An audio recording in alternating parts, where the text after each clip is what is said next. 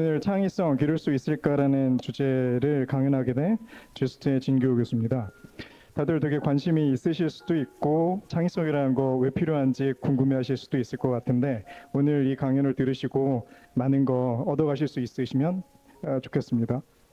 먼저 소개를 해주셨는데 소개를 해주셨지만 제 소개를 약간 더 드려야 앞으로 제가 창의성이라는 것에 대한 설명을 드릴 때 좀 도움이 될 것 같아서 말씀을 드리면, 설명 주신 대로 저는 학부 전공이 항공우주공학이었습니다. 물리학 어렸을 때부터 되게 좋아했고요. 그래서 이 항공우주공학 자체가 물리학 기반이라서 되게 재밌게 공부를 했고, 신기하게도 대학원 때 전혀 상관이 없는 경영 전략이란 쪽으로 방향을 틀게 됩니다. 이유는 여러 가지가 있겠지만 경영 전략 자체도 워낙 되게 다양한 학문들이 이렇게 묶여져서 만들어진 학문인데, 그 중에서도 뭐 경제학이나 심리학 이런 쪽이 아니라 사회학 기반으로 경영 전략을 전공을 했습니다. 현재 연구 주제는 사회 물리학이고요. 이게 되게 생경한 분야이기도 하고 실제로 많이 하시지 않는 그런 영역이기도 해요. 뭐 하는 거냐면 사회 현상을 물리학적으로 이해하고 또 설명하는 그런 학문입니다. 이제 막 만들어진 지 그렇게 오래되지 않은 그런 신생 학문이고요. 이 둘을 잇는 기반 접근법은 네트워크이고요. 이걸 기반으로 해서 세상을 봅니다, 제가. 네, 이걸 하게 되면 더 많이 알 수 있게 되는 게 코로나와 같은 질병의 전파라든지 유행이나 제품 같은 것들이 어떻게 확산되는지, 그리고 젠더, 인종간 갈등이 왜 더 심해지는지, 정치가 양극화되는 이유 요즘 많이 보이죠. 그리고 교통체증, 왜 내가 가는 곳만 막히는 것 같지? 뭐 이런 느낌들 많이 얻으셨을 텐데, 이런 것들을 좀 더 예전에 기존에 있는 학문과 다르게 훨씬 더 재미있게 이해할 수 있는 그런 학문이고요. 이게 생각해 보면 이걸 하는 분들이 많지 않으신 이유가, 사회학을 하시는 분들은 물리학을 되게 어려워하세요. 물리학을 하시는 분들은 사회학을 하나도 모르십니다.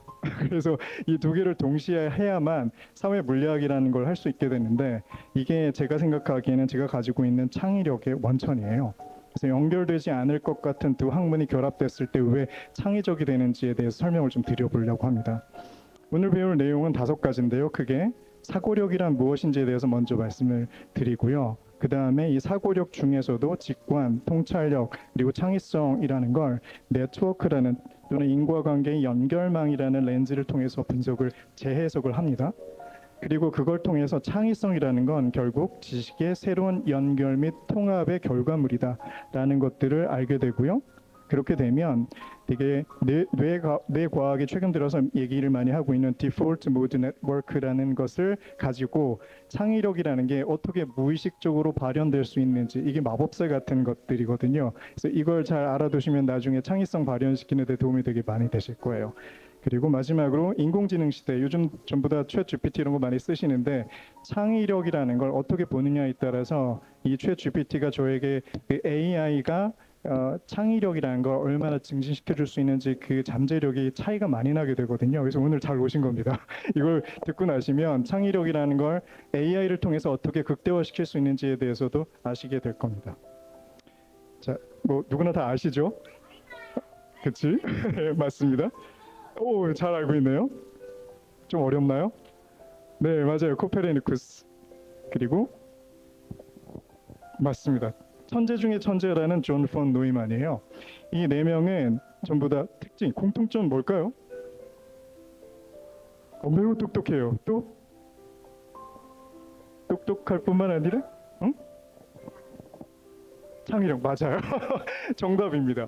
이게 우리가 흔히 생각할 때 되게 똑똑한 사람들은 스마트하다고 하죠. 스마트한 사람은 일반적으로 창의적이라는 생각을 잘 못해요.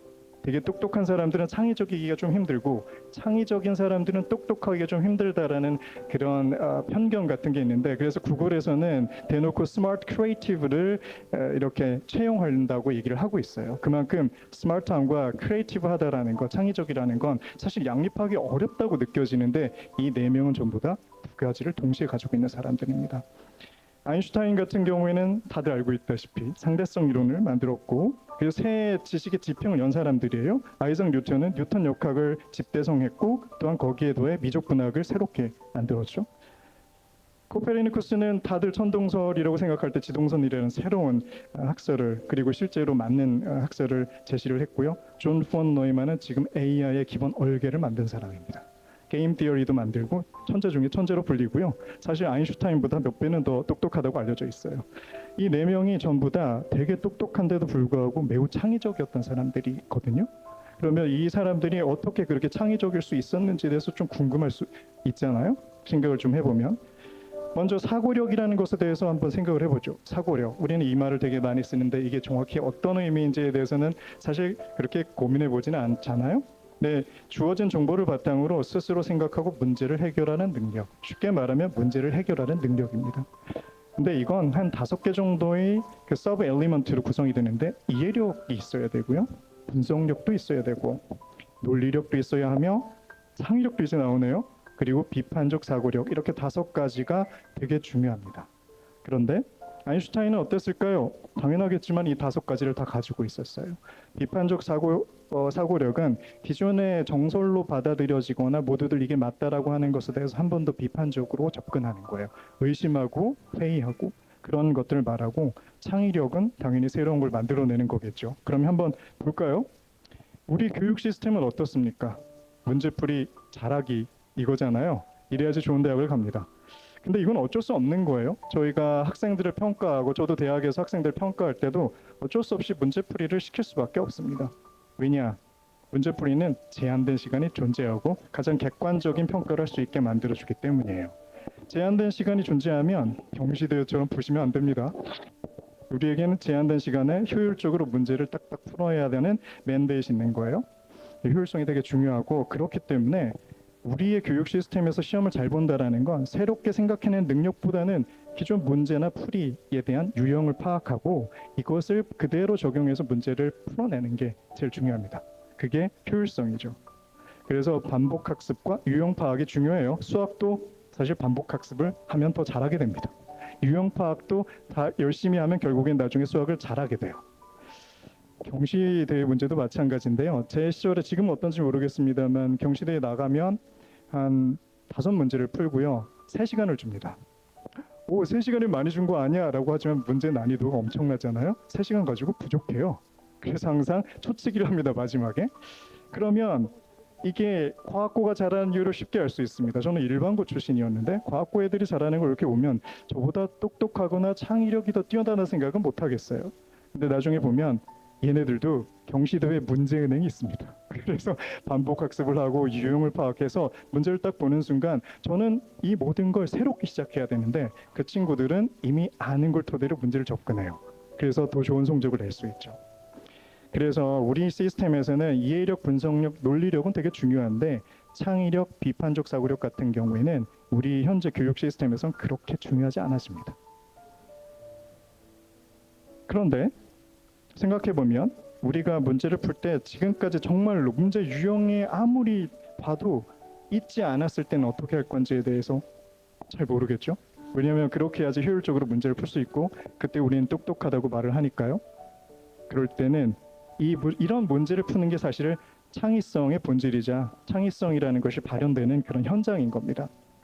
그래서 제가 우리 이번에 저희 학교에서 그 제9회 AI 창의 융합 경진 대회가 있길래 가서 이렇게 쓱 훑어봤거든요.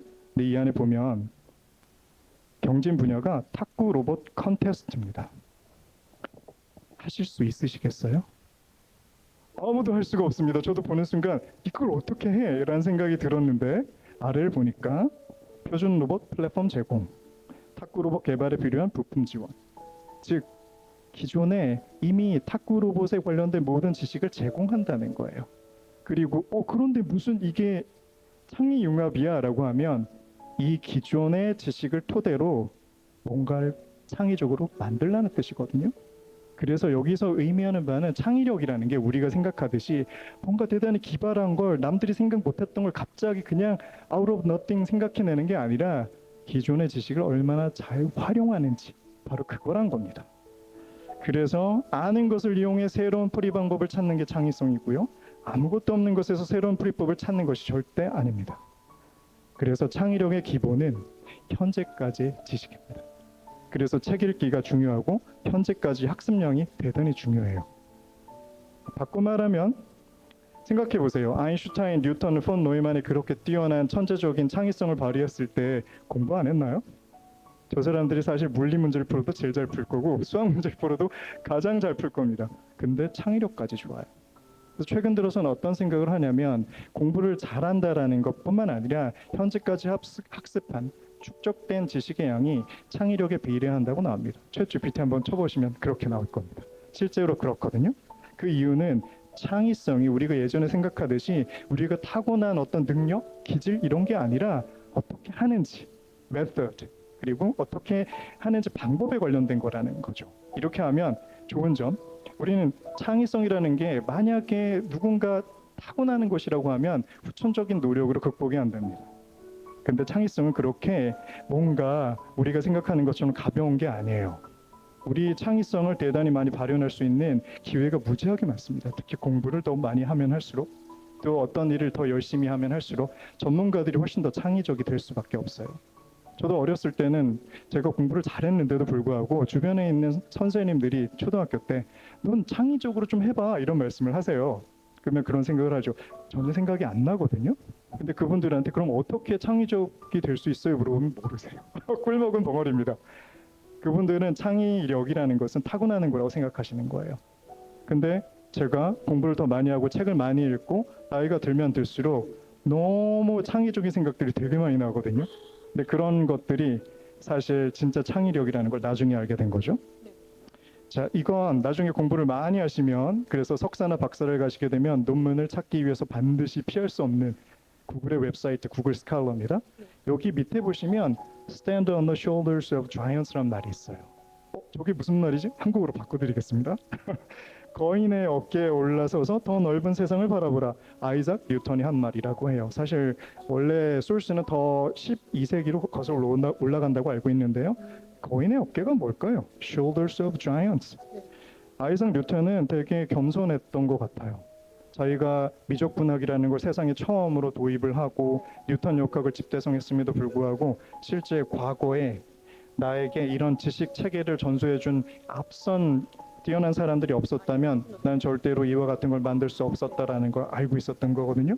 그래서 이 말 자체는 기존에 있었던 걸 기반으로, 그게 거인의 어깨입니다. 지금까지 만들어져 있는 지식 체계를 기반으로 더 넓은 세상, 이게 창의성이에요. 아까 창의와 경진대에서도 보였지만 창의성이라는 건 기존의 지식이 없이는 아무런 의미가 없어요. 그게 또한 우리가 이게 쓸모 있는 것을 만드는 것이기도 하고요.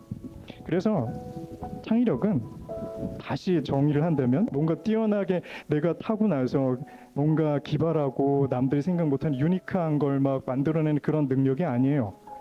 창의력은 기존의 지식, 경험, 아이디어들을 새로운 방식으로 연결하거나 전환함으로써 가치 있는 일을 새롭게 그런 결과를 산출하는 능력을 말합니다. 따라서 우리는 더 이상 창의력이 그렇게 값싼, 취입한 그런 개념이 아니라는 걸 알게 된 겁니다. 기존의 지식들을 새로이 연결하고 조합하고, 저 같은 경우 예전에 고등학교 때 수열 문제를 벡터로 풀어서 제 친구들이 전부 다 우와 너무 창의적이다라는 얘기를 했었거든요. 근데 저는 이걸 제가 의식적인 노력을 통해서 이렇게 접근했었던 거예요. 왜냐, 그때 제가 봤던 책이 이런 병렬적 사고를 되게 권장하는 책이었거든요. 제가 이렇게 노력을 하니까 실제로 남들이 보지 못했던 그런 접근을 할 수 있게 됐고요. 노력에 의해서 만들어진 거죠. 혹시 악마 같은 문제 페르마의 정리를 아시는 분이 있으신지 모르겠어요. 이게 350년 동안 온 전 세계에 있는 수학자들의 인생을 망쳐온 문제입니다. 그래서 이 문제 딱 보면 쉬워 보이죠? n이 3 이상의 정수일 때 x의 n제곱 플러스 y의 n제곱이 z의 n제곱을 만드는 양의 정수 x, y, z는 존재하지 않아 라고 하면 왠지 아마추어 수학자도 증명할 수 있을 거라는 생각이 들거든요. 근데 저것 때문에 350년 동안 수학자들이 엄청나게 고생을 했고요. 우리가 흔히 알고 있는 천재라고, 수학적 천재라고 알고 있는 가우스나 오일러도 전부 다 실패했습니다. 저 문제를 1994년 앤드류 와일스라는 사람이 증명해요. 어떻게 증명하냐? 너무너무 복잡해요. 100페이지가 넘습니다. 그리고 저걸 검증하는데 2년이 넘게 걸렸어요. 중간에 한번 검증 실패로 다시 해서 결국에는 완성을 했습니다. 이 증명은 현대 수학의 다양한 분야를 통합하는 복잡한 증명이에요. 여기서 하나라도 빠지면 증명이 안 됩니다. 그럼 이게 의미하는 바가 뭐냐? 저런 창의적인, 저렇게 대단한 결과물, 우리가 보면 인류 역사상 가장 창의적인 결과물일 텐데, 이걸 위해서는 기존에 있었던 다양한 형태의 수학적인 그 여러 분야의 많은 지식을 전부 다 갖다 써야 됐다는 거예요. 그 중에서도 타원 곡선 이론이 제일 중요합니다. 이게 되게 재밌는 게, 이 앤드류 와일스가 이 페르마의 정리를 꼭 해보고 싶었는데, 나중에 박사를 딱 갔는데 지도 교수가 그거 하지 마. 내 전공해야지. 박사 과정 가면 무조건 지도 교수 거 따르는 겁니다. 그분이 타원 곡선 이론을 전공하신 분이라서 박사를 이걸로 하셨는데, 나중에 보니까 이게 가장 키가 되는 증명입니다. 가장 키가 되는 타니야마 시무라 추론, 이겁니다. 인생은 모르죠. 이걸 안 했으면 아마 이 사람이 증명을 못했을 수도 있어요. 아주 창의성이라는 게 아름다움이 그런 게 아닌가 싶어요. 우리가 예측할 수 없지만 그런 걸 새롭게 이렇게 엮어내면서 만들어지는 그 무엇. 그리고 아인슈타인의 특수 상대성 이론 한번 얘기해 볼까요? 논문 제목 보고서 저도 깜짝 놀랐어요. 논문 제목에 상대성 이론이란 말이 절대로 안 들어가 있거든요. 보면 운동하는 물체의 전작이 역하게 되어야 합니다. 이게 왜 상대성 이론이야? 이런 궁금증이 드시죠? 근데 이럴 수밖에 없습니다. 이게 운동하는 물체 하면 뉴턴 역학을 반드시 따라야 돼요. 그때까지. 그리고 전작 역학은 다른, 즉 우리가 가지고 있는 전기와 자기에 대한 학문입니다. 근데 그때 그 시절에 뉴턴 역학에 의하면 속도는 상대적이에요. 제가 빨리 달리면 상대 속도는 줄어듭니다. 앞에 있는 애가 뛰어간다고 하더라도. 근데 빛은 되게 신기하게도 맥스웰 방정식에 의하면 내가 관찰자가 아무리 뛰어가도 계속 그 빛의 속도가 일정하게 유지가 됩니다. 그러면 뉴턴 역학하고 맥스웰 방정식은 완전히 충돌하게 돼요. 이게 그때 당시에 가장 큰 난제였어요. 어떻게 해야 되지? 라고 생각할 때 재미난 건 아인슈타인은 스위스 특허청에 있었잖아요. 그래서 우리가 흔히 알고 있는 모든 사람들이 알고 있는 유명한 대학의 물리학과에 재직하고 있지 않았어요. 되게 자유로운 생활을 할 수 있었습니다. 그래서 이 사람은 어떻게 했냐면 그게 빛의 속도가 일정하다는 게 이미 발견이 되어 있었어요. 어떻게 해도. 그럼 이건 어쩔 수 없네라고 두고, 그럼 관찰자에 따라서 우리가 속도가 상대적이지 않으려면 어떻게 해야 돼라고 생각해 보니까 시간과 공간을 늘리거나 줄이면 되죠. 이게 특수 상대성 이론의 시작입니다. 그렇게 해서 만들어진 게 상대성 이론이고요. 즉 뉴턴 역학과 맥스웰 방정식이 없었으면, 그리고 그 안에 뭐 로렌츠 이쿠에이션이라든지 복잡하게 막 있습니다. 그거 없었으면 못합니다. 더 재미난 거 알려드리면, 일반 상대성 이론은 1915년도에 나왔고 특수 상대성 이론은 1905년에 나왔어요. 10년 걸렸죠? 왜 10년이 걸렸을까요? 대단히 어려웠거든요. 아인슈타인에게도. 아인슈타인이 일반 상대성 이론까지 가기 위해서는 유클리디아 기하학이 아니라 리만 기하학, 즉 곡률이 있는 공간을 다루는 수학이 필요했어요. 10년 동안 이거 공부했답니다. 그러니까 이렇게 새로운 발견을 하기 위해서는 어쩔 수 없이 기존의 지식 체계를 갖다 쓸 수밖에 없는 거예요. 앤드류 와일스가 페르마의 정리를 할 때도 마찬가지였고, 이렇게 뛰어난 사람들이 새로운 창의적인 결과물을 낼 때 기존의 지식 체계가 없으면 절대로 할 수가 없습니다. 그래서 이렇게 해서 만들어졌다는 걸 보면, 생각해 보면, 아, 기존의 지식, 경험, 아이디어들을 새로운 방식으로 연결하거나 전환할 때 새로운 창의적인 결과물이 나오는구나라는 걸 더 잘 알 수 있게 됩니다. 자, 그렇게 되면 지식을 새롭게 읽는 거라고? 그러면 지식이 뭔데? 지식이 뭡니까? 생각해 보셨나요? 지식. 우리가 뭘 알고 있는 거죠? 인과관계를 알고 있는 겁니다. 인과관계는 원인과 결과. 물론 철학에서는 존재론이라고 해서 내 존재 자체에 대한 암도 있긴 해요. 그건 인과관계가 아니지만 사이언티픽한, 즉 우리가 과학이라고 하는 영역에서는 지식은 전부 다 인과관계에 관련된 겁니다. 원인과 결과. 그리고 그런 것들이 한데 묶여서 서로 연결돼 있을 때 이 총체를 지식이라고 해요. 지식. 그래서 우리는 뭘 건드리면 어떻게 된다라는 걸 대략적으로 알 수 있게 되는 거죠. 자, 화석 연료를 떼면 왜 기후 위기가 옵니까? 왜 우리는 기후 위기를 가져가야 됩니까? 라고 하면 이렇게 다양한 형태의 인과관계가 서로 엮이고 엮여서 나오는 거예요. 우리가 담배를 피면 폐암 걸린다고 하죠? 왜 그럽니까? 그때도 마찬가지로 여러 가지 인과관계의 연결들이 쭉쭉쭉 나가서 되는 거예요. 좀 더 쉽게 설명해 볼까요? 흡연을 하면 니코틴과 타르가 폐에 있는 세포들에게 침투합니다. 폐 조직이 세포 변형이라고 하고, 세포 변형이 일어나면 DNA가 손상되고, DNA가 손상되면 종양이 나와지는 거예요. 그러니까 이렇게 만들어지는 게 우리가 흡연하면 폐암이라는 경험적인 결과물에 대한 이론적 설명이고, 이게 지식입니다. 또한 손을 안 씻으면 감기에 걸리죠. 당연하다고 느끼지만 이게 사실 예전엔 전혀 당연하지 않았어요. 세균압도 없었고 왜 우리가 이렇게 되는지 눈에 보이지 않았기 때문이에요. 이게 1840년부터 60년대에 이그너스 세멜 와이스라는 사람이 처음 발견한 겁니다. 이것도 시체를 부검한 사람이 바로 산모를 진단하고 애를 낳는데 그대로 손을 써서 사람들이 산모가 왜 10%나 죽지 애를 낳다가 그거 보고서 발견한 거예요. 그 다음에 파스테르가 이런 1800년대 후반때 이것들에 대해서 확립을 하죠. 세균이 몸속으로 침투하기 때문입니다. 이것도 지금은 당연하지만 예전엔 몰랐어요. 그래서 인과관계의 지식입니다.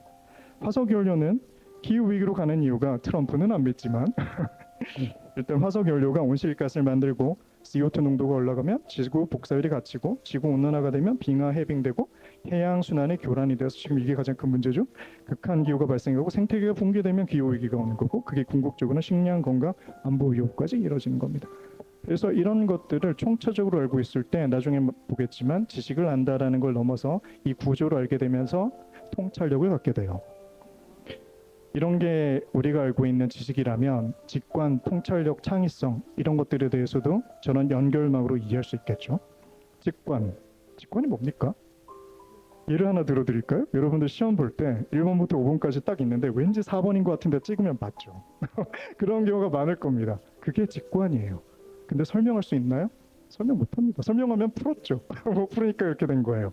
근데 이거는 우리 뇌가 대단히 멋지게 그거에 대한 답을 이미 알고 있다는 표시입니다. 그게 어떻게 되냐? 일단 직관은 복잡한 정보를 빠르고 자동적으로 파악하는 능력이고 설명할 수 없지만 그냥 아는 거예요. 즉각적이고 복잡한 분석 같은 거 필요 없습니다. 무의식적으로 이게 답인 걸 알아요. 설명이 불가능합니다. 그리고 경험에 기만합니다. 그래서 여러분들이 병원 갈 때 꼭 뛰어난 의사가 있는 쪽으로 가셔야 되는 이유가 이 직관 때문이에요. 모든 것들을 정확히 알 수는 없어요. 몸은 워낙 복잡한 시스템이기 때문에 우리가 나온 결과물만 가지고는 원인을 알 수가 없습니다. 하지만 직관이 뛰어난 의사들은 이 안에 있는 연결고리가 어떻게 되는지 모든 걸 스페시파이를 할 수 없어도 원인에 대해서 정확히 짚어내요. 그래서 하우스라는 미드 보면 거기 나오는 사람이 엄청 이게 뛰어나죠. 또 체스, 바둑의 고수들 혹시 그랜드 마스터들이 체스 넣는 거 본 적 있으신가요? 못 보셨죠? 보여드리겠습니다.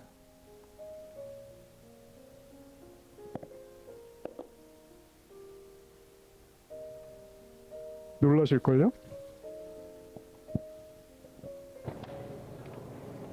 이게 그랜드 마스터고 챔피언 결정전이에요. 이게 가능하다고 생각을 하시면 직관의 힘을 모르시는 겁니다. 이게 바로 직관의 힘이에요. 자, 다음으로 넘어가겠습니다.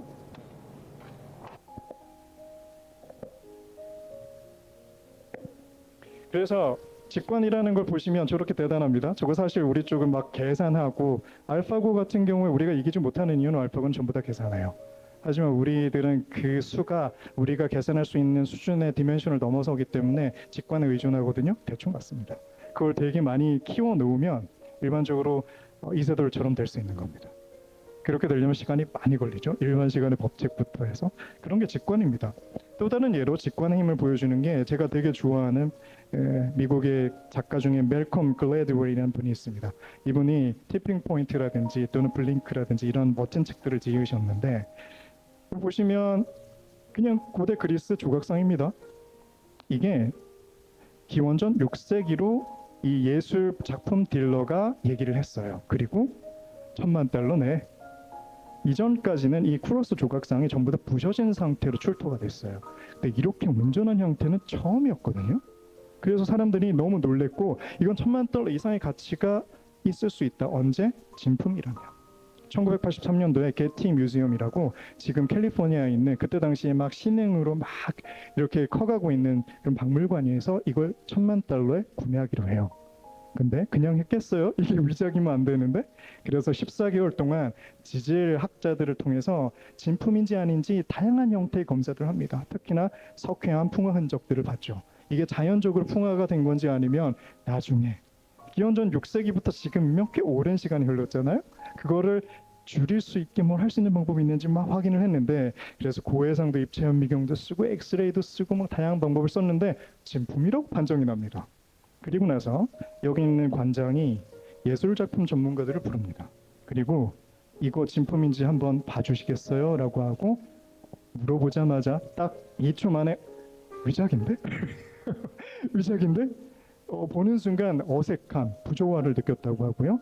이게 왜 이렇지? 직관적인 역겨움이라고 이 사람들은 표현해요. 영어로는 repulsion인데 하여튼 막 자기가 느끼기에 뭔가 이게 아닌데 세부 표현, 표면 처리 전체적 느낌이 뭔가 온당치 못해라고 뇌가 알려주는 겁니다. 설명을 하라고 하면 못해요. 근데 실제로 그렇게 해서 위작이라고 얘기했는데 샀습니다. 결국 게티 뮤지엄에서 에이 네가 몰라서 그래 과학을 믿어야지 라고 해서 샀는데 나중에 소유자 및 문서가 위조됐음이 밝혀졌습니다. 그리고 실제로 저 풍화작용이 아니라 산세척을 하면 저와 같은 석회암 풍화 흔적을 만들 수 있다는 게 밝혀져서 결국 위작임이 밝혀졌어요.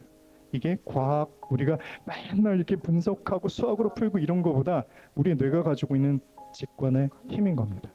이 뇌는 대단히 오랫동안 우리가 경험을 통해서 이런 전문가 같은 경우에는요, 이게 총체적으로 어떤 느낌이 있는지에 대해서 입력이 다 되어 있어요.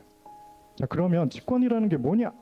우리가 네트워크적으로 보면 알 수 있을까? 요거 먼저 얘기하면 이 블링크라는 책은 뭐라고 되어 있냐면 부제가 The Power of Thinking Without Thinking입니다. 생각 없이 생각하는 법의 힘. 그러니까 아무 생각 없이 하는 거예요. 우리나라에서 번역될 때는 2초 그 순간의 힘이라고 표현이 돼요. 2초 만에 위작인지 아닌지 답이 3번인지 4번인지 잘은 모르겠으나 맞출 수 있는 거예요. 아까 체스 플레이어 보이시죠? 2초도 안 걸리죠? 바로바로 됩니다. 그런 것들이에요. 그래서 직관은 지식의 연결망적으로 봤을 때는 어떤 거냐면 이런 겁니다. 크로스 조각상 체스 바둑의 수, 우리가 이런 것들이 있고 이게 뇌가 이미 학습을 한 겁니다. 근데 어디서 학습했는지도 모르고 언제 했는지도 몰라요. 오랫동안 쌓였어요. 그런데 뉴런간으로 다 연결돼 있어요. 이게 우리가 이런 연결 관계를 계속 알려주면 뇌가 그 연결 관계를 지속적으로 동일하게 해서 그쪽으로 시냅틱 릴레이션을 더 강화시켜요. 근데 이게 언제 있는지는 잘 모릅니다. 이런 걸 계속 겪으면 우리가 이런 인과관계의 긴 체인은 알 수는 없는데 뇌가 이쪽에서 뉴런이 파이어가 되면 여기까지 전달이 되는 겁니다. 그래서 뇌가 이쪽에 대해서 논리적인 생각은 할 수 없는데 이걸 직감적으로 아는 거예요. 그래서 이 지식 체계에서 인과관계의 릴레이션이 우리 뇌에는 입력이 되어 있으나 실제로 우리는 말을 할 수 없고 자각할 수 없으나 뇌는 알고 있다. 이 정도로 이해하시면 됩니다. 이게 직관입니다. 자, 이제 통찰력으로 가죠. 통찰력은 직관에 대해서 조금 더 어드밴스된 겁니다. 직관은 이 중간에 있는 걸 몰랐지만 통찰력은 딱 보면 어떤 거죠? 우리가 얘기할 때 겉모습을 넘어서 그 본질적인 그 무엇 또는 구조 대신에 뭐 꿰뚫어 보는 그 안에 있는 깊이 있는 어떤 깨달음 이런 거잖아요. 이런 건데 결국 쉽게 말하면 보이지 않는 연결고리를 꿰뚫어 보는 겁니다. 그래서 하나의 예를 들면 지금이야 뭐 다들 이게 당연한 거 아니야라 생각하시네.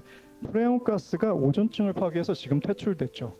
근데 이게 처음에 만들어졌을 때는 복잡합니다. 보면 프레온가스가 성층권에 도달하면 자외선에 의해 염소 원자가 분리가 돼요. 프레온가스가 일부러 그렇게 만들어져 있거든요. 되게 안정적인데 자외선을 만나면 이상해집니다. 그럼 염소 원자가 오존 분자하고 되게 반응을 잘해요. 그래서 오존이 산소로 분해가 됩니다. 좋은 거 아니야? 아니에요. 왜냐면 오존이 자외선을 막아주거든요. 그래서 오존층이 붕괴가 되고 이게 파괴가 되면 자외선에 대해 노출이 돼서 되게 위험합니다. 근데 이게 보시면 길죠? 그래서 이 처음에 만든 사람이 이런 형태인데 몰리나하고 로울랜드라고 UC 얼바인의 교수였던 사람들이 이걸 1974년도에 제안을 했어요. 이렇게 해서 오존층이 파괴되는 것 같아. 왜 오존층이 이렇게 파괴되는지 내가 보기에는 프레온가스 때문이야라고 처음 제시한 분이에요. 그리고 이 긴 인과관계 체계를 확립을 하신 거죠. 대부분 회의적이었습니다. 에이 그럴 리가 없어 라고 했는데 오랜 기간 이게 판정이 되고 결국 1995년 노벨 화학상을 공동으로 수상을 하십니다. 이게 통찰이에요. 그래서 인과관계가 예전에는 머릿속에만 있고 우리가 인지를 못하는데 이건 의식적으로 자각하는 겁니다. 그래서 모양을 보면 자, 이런 것들이 이런 인과관계 스텝을 통해서 저 끝까지 가죠. 그래서 오존층이 파괴되는구나 라는 걸 알게 되는데 그냥 직관은 요것만 아는 거예요. 이 빨간색만 아는 건데 통찰은 여기 있는 인과관계를 말로 스페시파이를 할 수 있는 수준까지 다다른 경우에 통찰력이라고 합니다. 그래서 이 경우에는 지혜라고 표현하고 많은 체계적 지식 습득이 있을 때에만 얻을 수 있는 거예요. 그래서 전문가들은 직관과 함께 통찰력도 같이 가지게 됩니다. 이걸 스페시파이를 못하면 직관이고요. 이걸 알 수 있으면 통찰력입니다. 그래서 우리는 어떤 사람들이 왜 저런지라고 했을 때 깊이 있는 통찰을 가지고 있는 분들은 원인을 알아내요. 오은영 이런 분들이 여기다 보고서 이것 때문이야 라고 해서 문제를 치료하잖아요. 그게 통찰입니다. 우리는 못 보는 깊은 연관관계가 이어진 걸 보는 거예요. 자, 그러면 이제 메인 토픽이죠. 창의성. 통찰력, 직관 다 좋은데 그럼 창의성은 뭐야? 라고 하면 아까 말씀드렸죠. 지식의 새로운 조합이라고. 지식은 아까 얘기했듯이 인과관계의 총체고요. 이런 것들이 서로 지식 간 연결되어 새로운 조합을 이루는 사고 구조의 산물 또는 이런 것들을 만들어낼 수 있는 능력입니다. 그래서 예를 들면 두 개의 지식 체계가 이렇게 있다고 치죠. 창의성은 이럴 때 만들어지는 겁니다. 저거랑은 전혀 연관관계가 없었는데 뉴턴 역학과 전자기학은 왜 연결이 돼야 되지? 왜 이게 나중에 리만 기하와 연결되는 거야? 이 모든 것들이 사실 이와 같은 형태로 묶인 겁니다. 이것도 마찬가지죠. 제가 사회 물리학 말씀드렸잖아요. 그 누구도 그게 왜 엮여야 돼? 제가 엮고 있습니다. 저 말고도 이걸 하시는 분들이 엮고 있고 이걸 통해서 창의성이 발현이 되는 거예요. 자, 재미난 거 하나 보고 갈까요? 우리가 이걸 바이오미미크리 또는 생체 복제라고 하는데요. 이게 요 얘기를 잠시 드리면 우리 그 짐바브웨에서 되게 더운 곳이잖아요. 아프리카에. 근데 거기에 에어컨이 없는 건물을 설계해 달라는 요청을 합니다. 그리고 실제로 만들었어요. 어떻게 만들었는지 보시죠.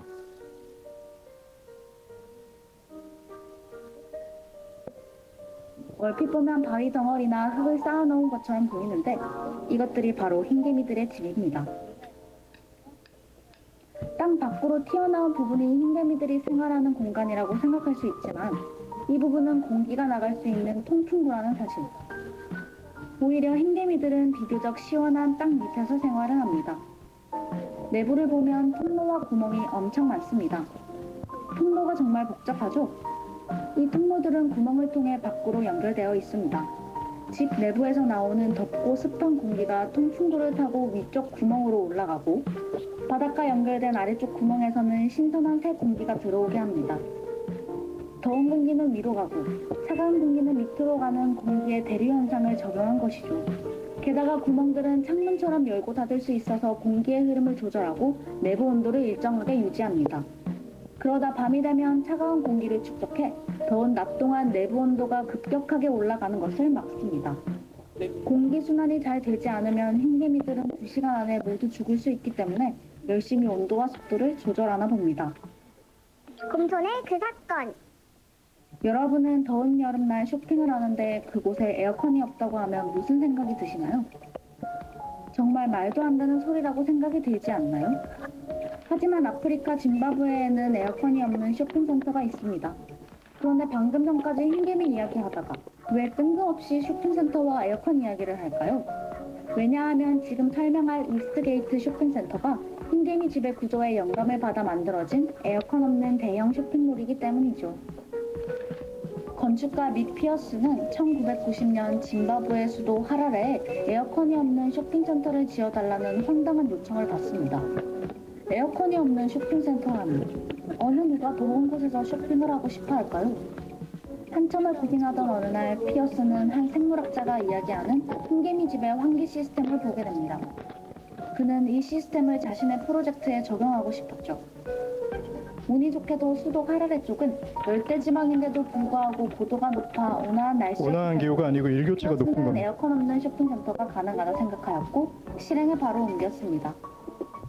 이 쇼핑센터의 핵심은 흰개미 집과 마찬가지로 공기의 순환입니다. 비어쓰는 건물의 1층을 비우고 꼭대기에는 60세개의 통풍구를 설치합니다. 같은 건물을 2개 설치하여 건물 사이를 유리 천정으로 덮어 아트리움으로 만듭니다. 그리고 지하에 선풍기를 설치하여 두 건물 내부로 일정하게 공기가 들어가게 하였습니다. 아래쪽 뚫린 구멍에서 찬 공기가 들어오고 찬 공기가 내부의 더운 공기를 밖으로 밀어내게 만드는 것이죠. 건물 곳곳에 환기구를 설치해 여닫을 수 있게 하여 내부 온도를 조절하게 하자 한여름 뜨거운 낮에도 실내 온도는 24도로 유지되는 자연 냉방 건물이 완성되었습니다. 전력이 들어가는 곳은 공기 순환을 돕는 선풍기뿐. 같은 규모의 건물에 비해 에너지 소비가 10분의 1로 줄어들고 전기 85%, 가스 87%, 물 28%. 이렇게 줄었죠? 자, 이게 의미하는 바가 뭐냐면 이 믹 피어스라는 분이 이걸 몰랐다면 절대로 생각해낼 수 없는 방식이라는 겁니다. 그래서 이걸 바이오 미미크리라고 아까 말씀을 드렸죠. 생체 모방. 얘네들이 가지고 있는 거 우리 다 알잖아요. 대륙 차가운 건 내려가고 따뜻한 거 위로 올라가잖아. 그래서 흰개미집을 보면 대략 6에서 10m 정도 됩니다. 근데 그 위에 올라 있는 건 전부 다 환풍구예요. 그리고 실제로 있는 건 요 땅 밑에 있습니다. 요 땅 밑에는 최대한 시원한 공기를 받아들이고 올라가면 위로 따뜻한 공기 또는 뜨거운 공기가 위로 올라가게 만든 거예요. 그걸 동일하게 적용했죠. 곤충학이라는 거 또는 생물학이라는 걸 잘 몰랐다면 이와 같은 아이디어를 생각해낼 수 있었을까요? 그래서 곤충학과 건축학이 합쳐져서 이런 지식의 새로운 조합과 창의성이 발현이 된 겁니다. 또 하나 볼까요? 보면 우리 직지 심체 요절이 우리 최초의 금속 활자라고 막 되게 침튀기면서 자랑하잖아요. 그런데 구텐베르크는 그것보다 조금 다릅니다. 구텐베르크는 보면 서양 쪽에서 좀 빠른 거구나 이런 정도로 저희가 생각하는데 사실은 인쇄기까지 만들었어요. 우리는 직지 심체 요절을 하려면 일일이 다 한 다음에 고개 쭉 누르는 것들을 사람이 수작업을 했는데 여기서는 프레스기가 있습니다. 한번 보시죠.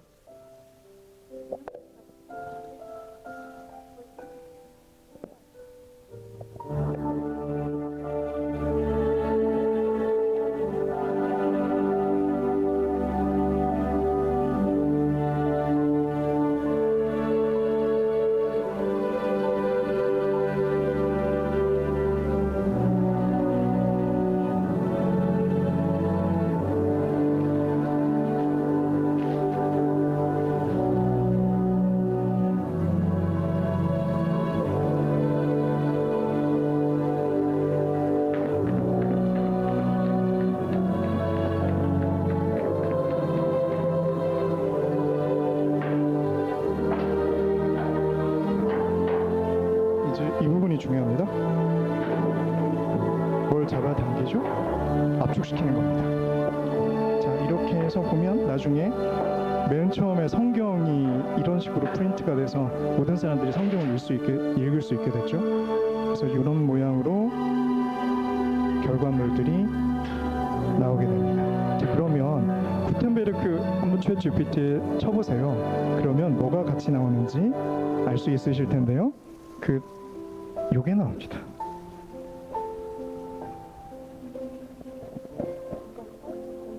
포도네요.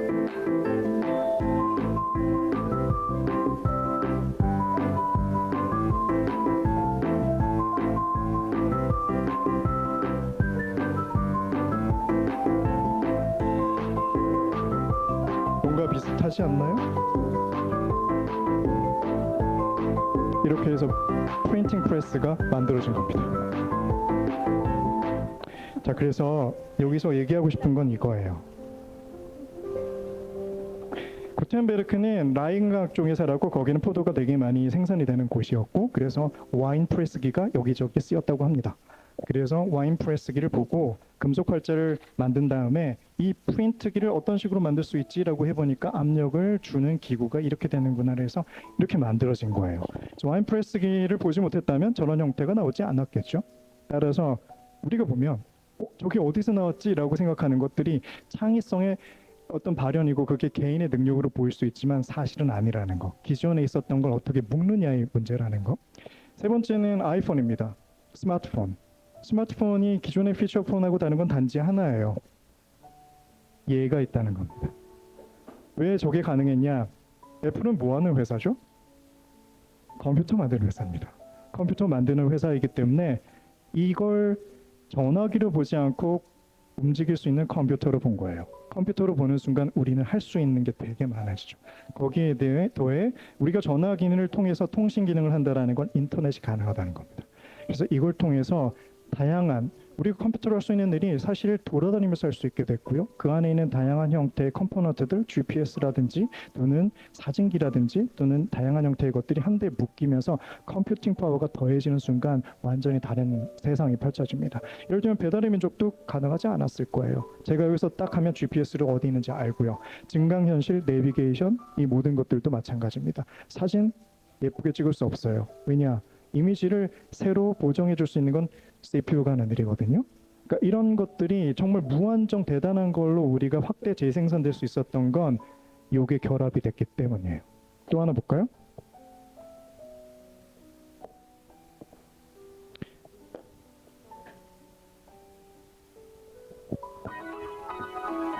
혹시 아시는 분들 있으실 것 같은데 뭐가 다르죠?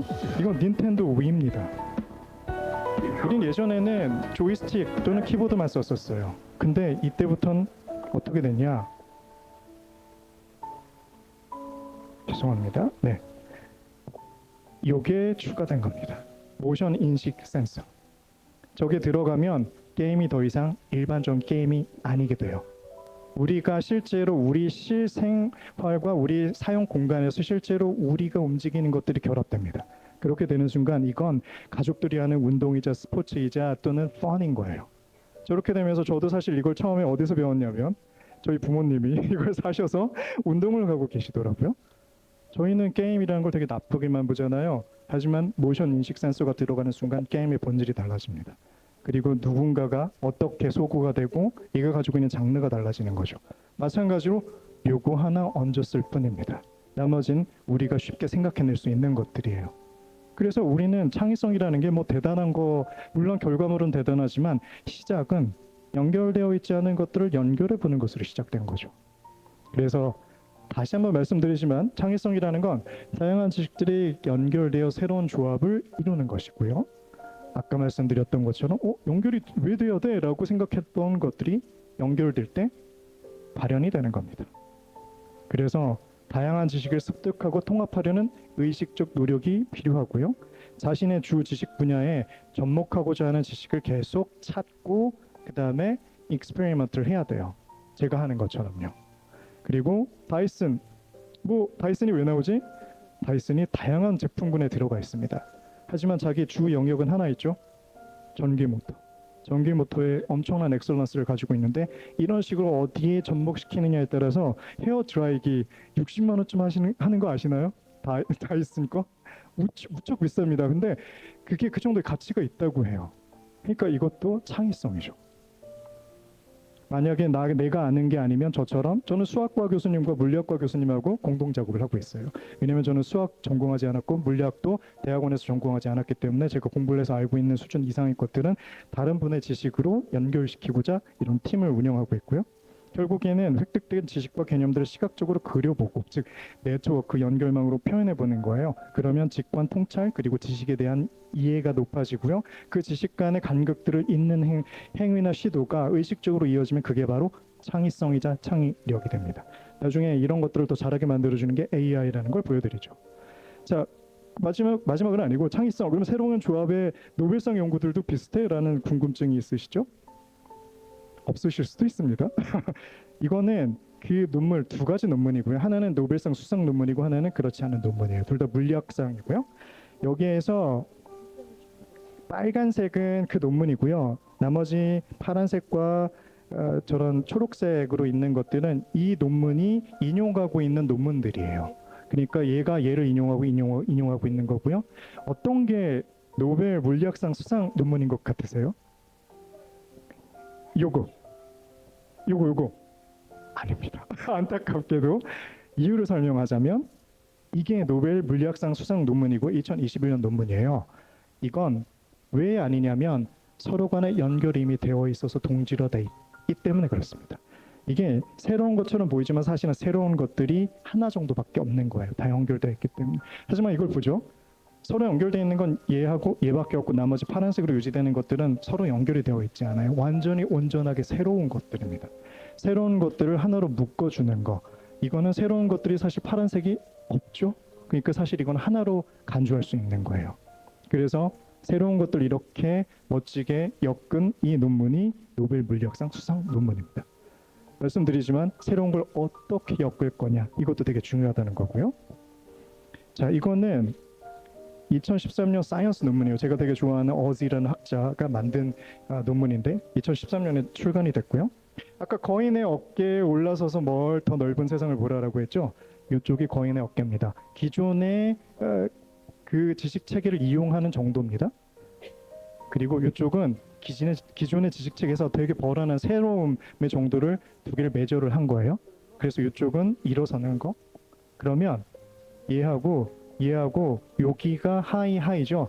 어떤 게 제일 높습니까? 초록색이 제일 높죠. 저거는 요것도 높고 요것도 높다는 거예요. 다시 말하면 기존의 체계도 잘 써야 되고 거기에 새로움을 더하라는 뜻입니다. 저때 P 인용 지수가 가장 높다는 겁니다. 저게 히트라고 표현해요. 히트 논문. 그래서 이것들이 가장 높다라는 건 결국 창의성이라는 건 내가 알고 있는 것 그리고 기존의 지식 체계에 더해 뭔가 새로움을 만들어낸다라는 걸 알 수 있는 거죠. 그래서 거인의 어깨에 올라서서 더 넓은 세상을 바라보라라는 겁니다. 저게 창의성의 본질이에요. 자, 그러면 지금까지는 의식적 노력에 관련된 얘기들을 했습니다. 그런데 아까 뭐 디폴트 모드 네트워크 뭐라고 하지 않으셨나요? 네, 그 얘기를 지금 해보려고 합니다. 이전까지는 우리가 의식적으로 노력해야만 했어요. 근데 의식적인 노력보다 훨씬 더 멋진 마법사가 우리 뇌 속에 존재합니다. 자, 하나씩 볼까요? 이건 누구죠? 뉴턴이에요. 사과 떨어지는 걸 보고 있죠? 이때 뭘 발견했죠? 만율력의 법칙을 발견했습니다. 두 번째, 이건 모를 수도 있어요. 저도 이걸 하면서 알았는데 케쿨레라는 분이고요. 독일의 화학자입니다. 벤젠 구조를 처음 만드신 분이에요. 뭐 하고 있습니까? 생각하는 것처럼 보이지만 사실은 꿈을 꾸고 있습니다. 꿈을 꾸고 있다라 하면 의식적으로 뭔가 생각하고 있지 않다는 뜻이에요. 꿈속에서 이 벤젠 구조를 발견했어요. 누구죠? 아르키메데스네. 유레카 아르키메데스입니다. 뭐 발견했죠? 부력의 원리를 알아냈습니다. 뭐 하고 있죠? 목욕하고 있죠, 뭐. 그런 걸 수도 있고. 여기서는 아무것도 안 하는 게 중요합니다. 더 격렬하게 아무것도 안 해야 됩니다. 그 다음에 칸트 걷고 있죠. 이 네 유명한 발견을 하고 대단한 창의성을 이렇게 발현했던 이 네 명의 지금 현재의 특징, 공통점은 뭡니까? 아무것도 노력을 안 하고 있고 아무것도 안 하고 있고 내가 뭔가 이렇게 열심히 하고 있지 않다라는 겁니다. 이게 왜 궁금하죠? 이게 창의성, 즉 요즘 뇌과학에서 얘기하고 있는 겁니다. 디폴트 모드 네트워크. 디폴트는 뭐죠? 그냥 우리가 흔히 기본으로 깔고 있는 걸 말해요. 그래서 우리나라 말로는 기본 모드 네트워크라고 표현합니다. 그래서 아무것도 안 할 때, 우리 그냥 편하게 쉴 때, 멍 때릴 때 디폴트 모드 네트워크가 활성화됩니다.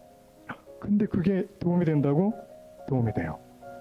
뇌과학에서 매우 중요한 개념이고 의식적으로 어떤 일을 하지 않을 때 이때 활성화되는 거고, 요거의 반대 개념에 이제 타스크 포지티브 네트워크라는 게 있습니다. 그건 나중에 말씀을 드리고요. 이게 언제 활성화되냐면 멍 때릴 때, 명상할 때, 몽상할 때, 얕게 잠들었을 때, 산책할 때, 머리 감을 때, 샤워할 때, 다 우리가 열심히 뭔가를 하고 있지 않을 때죠. 이때 뭘 하냐? 뇌가 가만히 있지 않습니다. 지금까지 획득된 다양한 지식이나 정보들을 오르거나이즈하기 시작해요. 이때 아니면 할 시간이 없거든요. 그래서 얘네들이, 우리는 지식이 멀고 짧음이라는 걸 우리가 가지고 있는 잣대로 평가하잖아요. 얘는 그런 거 없습니다. 그냥 연결해봐요. 이렇게도 연결해보고 저렇게도 연결해봅니다. 아까 얘기했죠. 창의성은 연결될 것 같이 하는 것들이 연결될 때 발현된다고 했잖아요. 이걸 얘가 하는 겁니다. 왜 하는지 아까 말씀드렸죠. 그래서 얘네들이 인발브되는 그 뇌의 영역이 이렇게 다양해요. 그래서 이게 일어나는 일이 뭐냐? 저주파, 발화. 우리 뇌파 있잖아요. 뇌파가 하는 일이 사실은 뭐냐라고 하면 뉴런 간의 동기화를 시키는 겁니다. 그러니까 뉴런들이 서로 같이 상호작용을 하고 같이 일해보자라고 하는 것들을 하는 거예요. 이때 매우 저주파가 발현이 됩니다. 저주파가 하는 일, 이건 뭐냐? 0.01에서 0.1Hz라는 것은 10초에 한 번 이렇게 완성이 된다는 겁니다. 그 파장이 먼 영역의 뉴런까지 영향을 미칠 수 있게 되는 거예요. 저주파가 훨씬 더 멀리 가는 건 알고 있죠? 그것 때문에. 그리고 이런 영역, 내 영역, 되게 멀리 있는 영역들이 활성화돼서 서로 뉴런 간 활동이 다양하게 지속적으로 연동됩니다. 저주파기 때문에. 그래서 이렇게 멀리까지 연결시켜요. 앞부터 뒤까지. 그래서 뭘 하냐? 각각에 있는 지식들이 저장되어 있는 다양한 공간에 특히나 자기가 획득한 지식들을 하나로 유기적인 형태로 조직화하고 구조화하고 싶은 거예요. 누가? 얘가. 제가 아닙니다. 이건 제가 컨트롤할 수 없어요. 뇌가 알아서 하는 겁니다.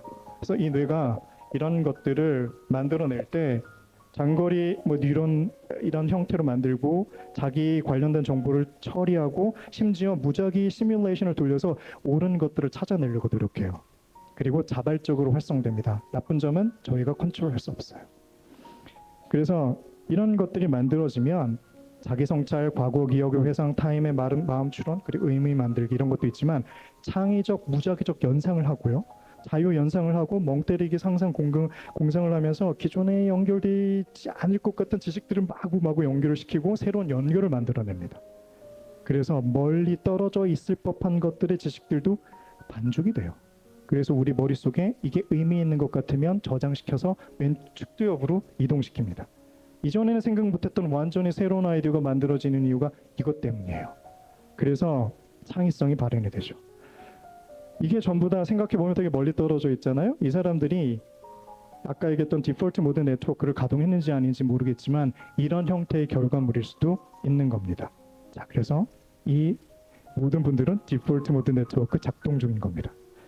그래서 못하는 일들도 있어요. 이건 저희 손에서 할 수 있는 일이 아니고 잠재의식에서 벌어지기 때문에 의도적 만들기나 접근에 불과합니다. 원하는 목적을 달성하려면 활성화 직전에 여러분들이 머릿속에 램에다 올려줘야 돼요. 여러분들의 생각들을. 샤워 전에 저는 맨날 하는 일입니다. 논문을 읽고 샤워를 합니다. 그리고 논문 전에 머릿속에 메모리에 업로드된 걸 가지고 뇌가 막 작동하기 시작하는데 정말 멋집니다. 저는 볼 때마다 제 뇌를 되게 사랑스럽다고 느끼거든요. 머리가 좋아서 나빠서 이런 거랑 상관없습니다. 잠들기 전 풀고자 하는 문제를 생각하고 주무세요. 케쿨레, 푸엔카르 다 이런 일이 있었고 저희 석사 논문도 이렇게 만들어졌습니다. 석사 때 도저히 풀리지 않는 문제가 있어서 2시까지 고민하다 잠들었거든요. 4시에 갑자기 생각이 나서 딱 떠오르자마자 문제를 풀었는데 풀렸어요. 그래서 뇌는 우리가 하고 있지 않을 때, 놀고 있을 때, 그냥 아무것도 안 할 때 자기가 알아서 작동을 해서 문제를 해결합니다. 이게 실제로 책에 나오는 내용이에요. 새로운 생각이 나면 다시 이게 우리가 집중해서 하는 뇌로 바꿔서 논리적 분석을 하고 항상 노트를 준비하세요. 이거 까먹게 되거든요. 그때 생각난 것들은 적어놔야 됩니다. 그래서 창의성을 증진시키려면 넓은 지식의 습득, 처음에 말했죠. 책 많이 읽으세요. 이래서 책이 중요합니다. 그리고 서로 다른 지식까지 끼리 연결하기 위한 의식적 노력을 하고요. 디폴트 모드 네트워크를 활성화시키세요. 어떻게 하면 되냐? 샤워하거나 머리 감거나 명상하거나 걷거나 산책하거나 이렇게 아무것도 하지 않는 일들을 하는 거죠. 그리고 그때그때마다 TPN, 즉 우리가 일을 할 때의 네트워크와 디폴트 모드 네트워크를 계속 상호 교차를 시키세요. 그러면 디폴트 모드 네트워크라는 마법사가 문제를 해결해 줄 겁니다. 그리고 AI 관련된 거 시간이 많이 돼서 짧게 하고 넘어가면 창의성이라는 건 계속 지식과의 연결이라고 했잖아요. 근데 디폴트 모드 네트워크든 그게 아니든 의식적인 노력이든 우리 머릿속에 있는 지식끼리만 연결하는 겁니다. 그 생각이 안 나면 어떡할 겁니까? 외부 지식은 그냥 버릴 거예요? 예전에 어려웠어요. 우리가 찾아서 우리가 그걸 검색하는 게 되게 어려웠거든요. 그래서 현재까지 축적한 지식의 함수고 의식적, 무의식적 노력 모두 마찬가지예요. 그래서 개인의 창의성이 본인 지식의 크기에 한정된다는 단점이 있었는데 이걸 풀어줄 수 있는 것이 바로 외부 지식 체계의 접근이고 그게 되게 쉬워야 돼요. 이 아웃소싱을 할 수 있는 게 되기만 하면 창의력도 급격히 증진된다고 말씀드렸죠. 이런 거 그냥 챗GPT에 물어보면 됩니다. 그래서 AI, 특히 거대 언어 모델에 넣으면 외부 지식 체계에 바로 접근이 가능하고요. 할 수 있는 거, AI는 기본적으로 전자문서화된 모든 인류 지식의 총체예요. 모든 지식과 개념들이 조건부 확률 연결되어 있습니다. 그래서 프롬프트에 어떻게 처음에 써주는지에 따라서 조건부 확률적으로 뒤쪽으로 전부 다 나오는 거예요. 그런데 AI가 내가 축적한 지식과 향후 연결될 외부 지식의 연결을 요청을 하면 해줍니다. 그래서 극적으로 의원이 확장돼요. 여러분들이 할 수 있는 창의성의 범위가 엄청나게 넓어지고 내가 가지고 있는 지식이 한 줌이라고 하더라도 이 지식과 연결시킬 수 있는 다양한 외부 지식이 있는 거예요. 둘 다 잘할 수 있어야 되지만 그래서 AI를 통해서 지속적인 형태의 연결의 즉흥적 확장도 가능한데 뭐 예를 들어보면 이건 제가 해본 겁니다. 양자역학하고 신경과학을 연결시켜 볼래? 라고 하니까 연결시켜 줍니다.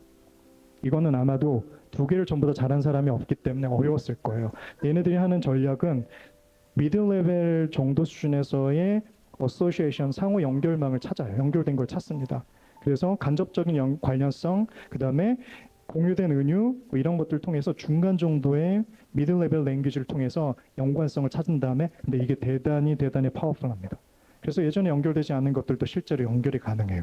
이건 우리가 하나의 어떤 스페셜라이즈드 에어리아에 되게 잘하기도 힘들기 때문에 두 개를 동시에 잘할 수 없을 때 AI가 해줄 수 있는 되게 유니크한 그런 장점들입니다. 그러면 초등학생들을 위해서 음악과 수학을 좀 연결해 볼래? 라고 얘기하면 이렇게 얘기합니다. 그래서 음계와 리듬과 이런 분수와 비율 이런 것들이 실제로 연결되는데 그게 고대 피타고라스라는 수학자의 현의 길이에 따라 소리가 달라지거나 또는 현대 음악 같은 경우에도 마찬가지로 다 연결됩니다. 이게 저희 다음 학기에 저희 학교에서 오픈되는 강좌예요. 현대 음악과 그다음 수학의 규칙이 아름다운 소리를 만드는 데 쓰이는 거죠.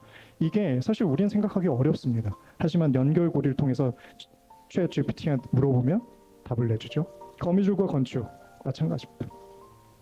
이런 것들이 우리 현수교라고 하죠. 이런 것들이 아이디어의 원천이 돼요. 그래서 연결되는 것들이 실제로 바이오 미미크리라고 말씀드렸던 걸 통해서 이어지는데 저희가 생각을 못했던 것들입니다.